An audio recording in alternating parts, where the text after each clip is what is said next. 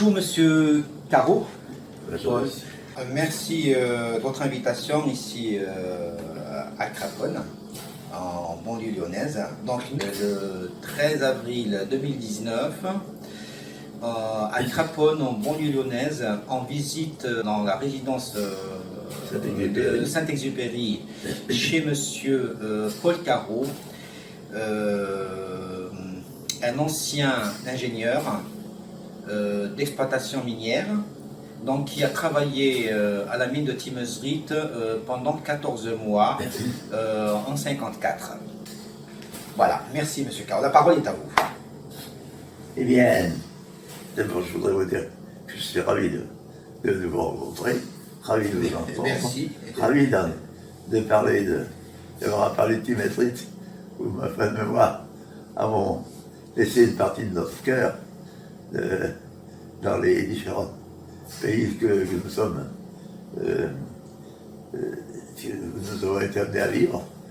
Et bon, qui je suis né le 29 août 1930 à Saint-Étienne dans la Loire, en France.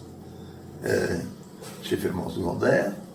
J'ai fait ensuite l'école des mines de Douai. Pourquoi Douai pas à l'Est? Parce que l'ami qui m'avait parlé de ça était un ancien élève de Douai. Et Douai, j'ai fait, il y avait à l'époque des années obligatoires de base. Et pour ceux qui avaient atteint une certaine moyenne, avaient le droit de faire une troisième année qui donnait accès au poste d'ingénieur DTP, de mine ou travaux publics, suivant les spécialités. Et par la suite, il y a eu une quatrième année qui a été conçue pour les gens qui avaient eu certains résultats dans leur vie professionnelle. À l'époque, j'avais commencé ma vie en sortant de l'école. J'avais commencé donc ma vie à Timezrit. Comment j'avais connu Timezrit? C'est parce que l'un de mes copains de promo avait eu une proposition à laquelle il n'avait pas voulu. Il n'avait pas. Et oui. Et bon, j'aurais fait sa autre carrière s'il n'y avait pas eu les événements, la guerre d'Algérie. Et cette guerre d'Algérie qui est tombée au moment où mon épouse était enceinte, et il était impensable d'accoucher dans quelles conditions? Dans ces conditions.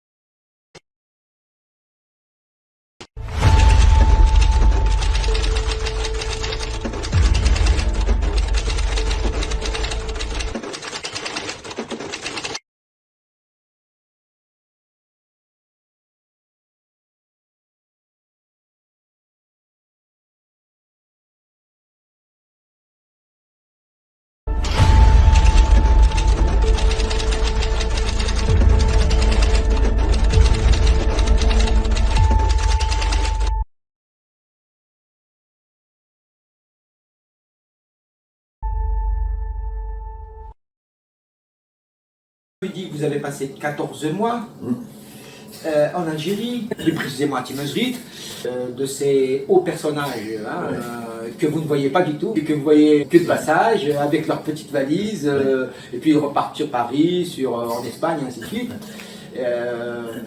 Sachant que réellement, ceux qui détiennent les dividendes de la mine de Timezrit, ce ne sont pas les pieds français. Les Français ont colonisé, ensuite ils ont concédé les terrains, c'est des concessions accordées à des exploitants de clients, dans les Müller de Hollande, dans les Rothschild d'Espagne, la société Aguilar, je ne me rappelle plus comment il s'appelle, voilà, jusqu'aux Suédois. à travers la société montée de toutes pièces. D'ailleurs, cette société, c'était un montage écran d'ailleurs, qui s'appelait Actibolagel. Voilà, c'est la dernière société, même sous, en votre présence, c'était les Suédois d'ailleurs qui détenaient les, voilà. Et les mines de Dakar. Les mines de Dakar aussi, oui. Oui. Ils avaient le droit de faire ses magouilles de personnel comme elle le souhaitait, mais il était entendu que M. Petit me mettait au parfum de la maison et que j'allais vraisemblablement me trouver seul au bout d'un temps que la direction aurait défini. Et puis c'est avéré que du fait que mon épouse était enceinte et que les problèmes De la guerre. se posaient du fait de la guerre, Les soulèvements. mon épouse, il nous a fallu quitter l'Algérie. Alors qui avons-nous rencontré? Donc M. Petit comme chef d'exploitation, M. Ribas comme directeur, M. Bréban comme secrétaire général. Bréban comment? Bréban. Bréban. B-R-E-B-A-N. Et le prénom? Ça vous dit quelque chose? Je ne l'ai pas. Vous l'avez pas en tête? Non. Monsieur Bréban. J'ai trouvé le nom là-dedans. Mais je ne sais pas d'où. Bréban. Dans votre livre. C'était le président. C'était le président qui venait de Paris. Il avait 63 ans. Il avait Ce qui 63 était, ans. pour moi, c'était vraiment les archives de ça. Hein. Et Monsieur Bréban? Monsieur Bréban, il devait en avoir 26, je crois. Et lui, Oui. il était à la mine, lui. Il n'était pas mineur, pas du tout. Non. Mais il était intelligent, il s'y mettait tout seul. Donc, Monsieur Carreau, on était sur le personnel, ainsi que d'autres aussi, Moi, je dans toute l'Algérie. j'ai connu mon père Vassilière, donc je n'ai jamais. Il ne s'intéressait pas du tout à la production. Monsieur Vassilière. Hein. Alors que, mais vraiment, qu'il n'était pas mineur, il avait une intelligence supérieure, cet homme. Et il intervenait dans les problèmes techniques. Dans les process aussi. C'était jamais. C'était toujours en bon escient.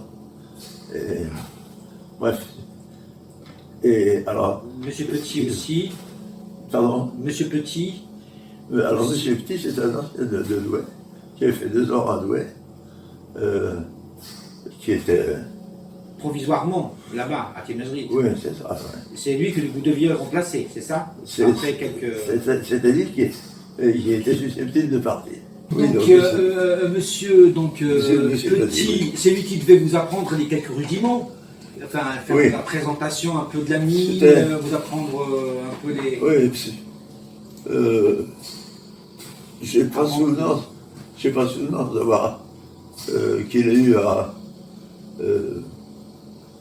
me former en quoi que ce soit, parce que j'avais pigé quand on est un peu quelque peu mineur. Vous avez vite compris. On a vite fait de voir l'ensemble en 3 dimensions et saisir où sont les problèmes. Donc, Et pendant ces 14 mois, vous avez dû passer là-bas, donc vous avez assisté peut-être à assister à des choses, à des scènes un peu oui. d'escarmouches peut-être, Oui, entre oui, mineurs, entre oui. le personnel de direction et les mineurs, des tensions. Alors là, j'ignore comment qu'elles étaient vous me gérées à l'époque. rappelez des choses bien particulières là. Ah. Parce que j'avais fait, pour l'école, j'avais fait une étude sur l'utilisation technique des explosifs. Et c'est pareil dans un des bulletins de l'école. Mon patron, Thierry Bass, l'avait vu. Par définition, il avait décrété que j'étais spécialiste des explosifs. Vous avez et le premier, alors j'ai eu à tester ça, à tester ces différents explosifs, à choisir le meilleur avec les résultats techniques, les meilleurs aussi. Des mèches. cartouches, de la mèche lance et des détonateurs. Et c'est manifestement, ils sortaient de chez nous. Alors, c'est passé au tribunal et je devais Attester. attester que ça vient de chez nous. Mais si je le reconnaissais, à ce moment-là, les autorités militaires n'étaient pas en droit de fermer la mine, d'interdire l'exploitation. Ce qui était dramatique pour le personnel et aussi pour les actionnaires, en parenthèse. Et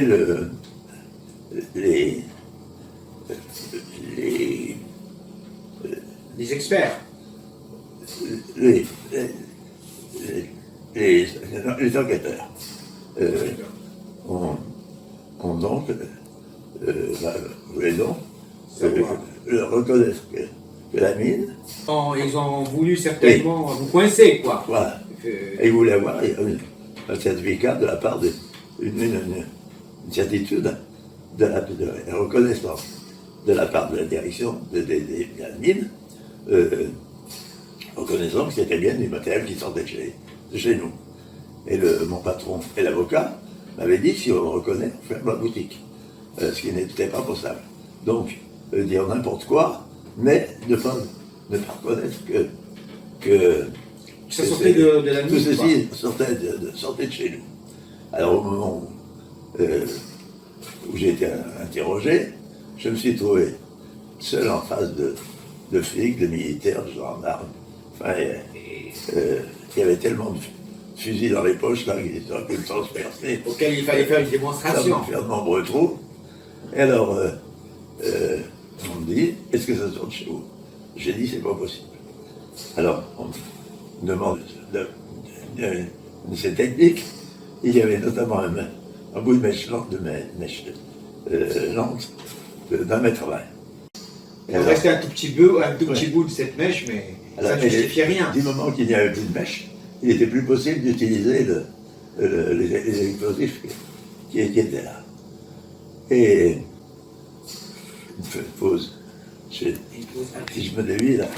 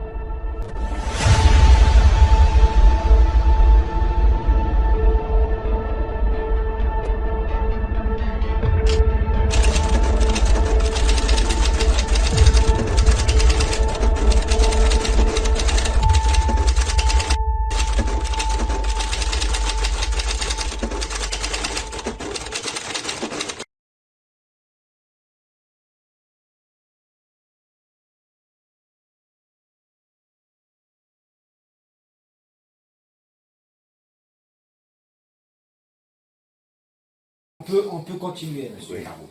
Donc sur cet épisode. Alors, Donc vous avez jeté la mèche j'ai jeté la mèche.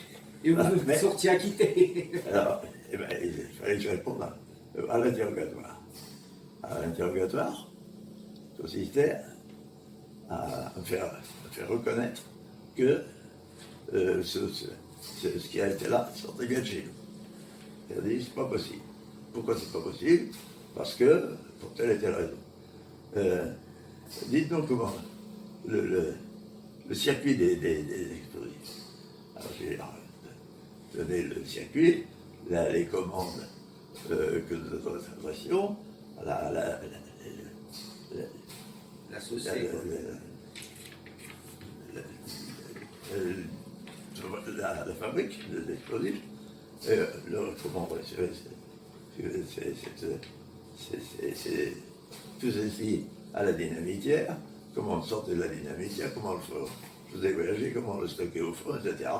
Et puis il arrive un moment où on avait à l'utiliser. Alors comment utiliser? On fond des trous, et puis on met des cartouches, on met des soldateurs, on met la méchante. Les cartouches, comme il en mettait où? J'ai dit, ça dépend de la profondeur du trou, ça dépend de l'état des terrains, de la dureté des terrains.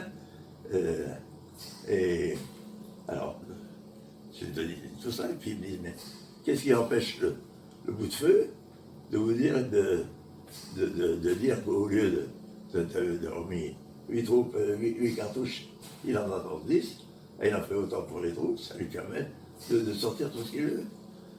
Alors j'étais coincé, c'était. Quand il me posait la question, j'ai senti que c'était là que je me plantais, mais royalement. Alors, il fallait que je continue. Bref, ils m'ont demandé s'ils voulaient absolument faire le contraire. Je ne l'ai pas dit. On a tapé ma déclaration. La déclaration. J'ai signé, je suis sorti, j'ai tombé. Je suis tombé en bas sur le patron Rumas et sur l'avocat. Quand j'avais raconté l'histoire, ils ont trouvé ça drôle. Moi, j'avais trouvé moins drôle. Voilà. Oui, pour moi, oui, parce que vous êtes là-bas pour travailler, et en plus, à un moment donné aussi, d'après votre récit, le directeur vous a demandé carrément de vous protéger, de prendre un pistolet, je crois. Bref, donc la question, la toute dernière, c'était sur la vie et la mine. La vie et la mine. Donc les mineurs avaient droit à combien de minutes pour la pause déjeuner? Combien de minutes? Il me semblait que c'était 25 minutes, de pause pour la journée de travail. Hein. Oui. Il y avait 3 postes, 7h, 14h, 14h, 20h je crois. Je ne me souviens plus des... Et de 20h jusqu'à... Je ne me souviens plus exactement des heures. Hein, parce que à 8h c'était pratique parce que c'était 8h midi, 2h, 6h, 8h. Mais il commençait à 7h je crois. 6h du matin. 6h hein. 6h. 6h, 14h, 14h, 22h, 22h, 8h. 22h, 6h, pardon. Voilà. C'est le récit que vous m'avez fait. Il se trouve que le minerai de ma commune est le meilleur, il est des meilleurs au monde. Le minerai? Le minerai de Timothy. Ah oui, oui. Voilà. Et parce qu'il est très riche en fer. Oui. Et sa transformation, devait normalement à l'époque, je crois, déboucher sur la fabrication de produits de chirurgie. C'est ce qui m'a été dit. De chirurgie. Oui, c'est les choses qui pourraient. Voilà. Et c'était les Suédois. Et donc le mauvais minerai, on envoyait en Angleterre et tout ça. Et les Suédois revendaient ça très cher. Je ne me rappelle plus à qui en fait. Si vous voulez le problème. Pour développer ces instruments. Oui, c'est-à-dire il faut voir à quoi correspond le pourcentage. Parce que je prends par exemple une mine qui fait 1% une mine de métallique. C'est un chiffre plus con que je prends. Si vous faites 1% si vous exploitez un mine à 1%, ça veut dire que pour une tonne, vous en exploitez 100. Si votre minerai s'améliore, si vous en avez 2, pour 100 tonnes, pour une tonne, vous n'avez plus que 50 tonnes oui. Donc le pourcentage dans les mines métalliques, c'est quelque chose d'extraordinaire. Vous n'avez toujours pas dit en fait ce qui vous a amené à moi. Oui, Comment vous avez fait pour me retrouver? Voilà, alors, il s'est trouvé que Et l'écrire aussi, parce que Oui, alors, il y a un désir quelque part. si je remonte au déluge, mise à la retraite, anticipée, parce que ma boutique a eu des problèmes comme toutes les sociétés d'ingénierie française dans les années 80, pour des raisons politiques. Je me suis retrouvé mis en retraite anticipée à 56 ans. Et j'ai acheté un ordinateur pour moi. Et dès que le web est apparu, je suis tourné sur le web en longueur de journée. Et naturellement, tous les coins que j'ai, tous les pays et les sites où j'ai vécu, et immédiatement j'ai cherché l'Algérie et je suis tombé sur Tibetrit.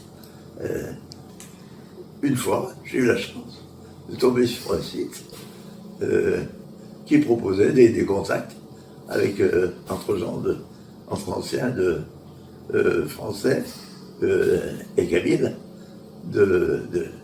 qui avaient travaillé à la mine de Tibetrit. Et là, j'ai laissé mon nom en espérant que j'allais trouver une réponse. Cette réponse n'est jamais arrivée. 4 ou 5 ans plus tard, je suis tombé sur un autre site qui avait été mis en place par un certain monsieur Kérim. Et j'ai laissé mon nom. Et une chance, monsieur Kérim, merci monsieur Kérim. C'est comme ça que je me suis retrouvé à nouveau dans le... Vous ne vous attendiez pas à ce que je vous réponde, peut-être. Pas du tout. Parce que votre message était comme une bouteille, comme une bouteille à la mer. Absolument. Voilà. Et ça a été un grand moment quand j'ai trouvé une réponse. Ça donne immédiatement chaud au cœur. Et j'ai souhaité en voir davantage. Eh bien, et d'en entendre davantage. Non seulement j'ai entendu, mais j'ai vu. J'ai rencontré monsieur Kérim, avec lequel je passe en ce moment un moment très agréable. Quand même à enregistrer cette petite vidéo, aussi modeste soit-elle, vous entendre de vive voix, on laissait un souvenir et de ce que vous avez fait, de ce que vous n'avez pas fait, de ce que vous aurez rencontré, vécu, et voilà, que ce soit à Tibetrit ou ailleurs d'ailleurs, voilà. Donc je vous remercie beaucoup pour cet entretien, d'ailleurs qui m'a enrichi de certains éléments qui n'ont pas été écrits dans le récit, mais qui sont là en fait, et qui sont enregistrés dans ma tête et aussi dans la vidéo. Voilà, donc en rentrant à Paris, je prendrai soin de tout ça, et voilà. Donc dans l'espoir que mon éditeur veuille m'accorder la réédition en insérant votre récit. Et moi je voudrais vous dire que le plaisir que j'ai à parler de ces quelques mois passés en Algérie, où ma femme et moi avons été conquis par le pays, par les gens, par le travail. On a eu beaucoup de plaisir et me retrouver dans cette ambiance, près de la Fouchard et vous, c'est un bon moment que je passe, et mes enfants s'en sont rendus compte, parce que je parle de vous depuis un certain temps.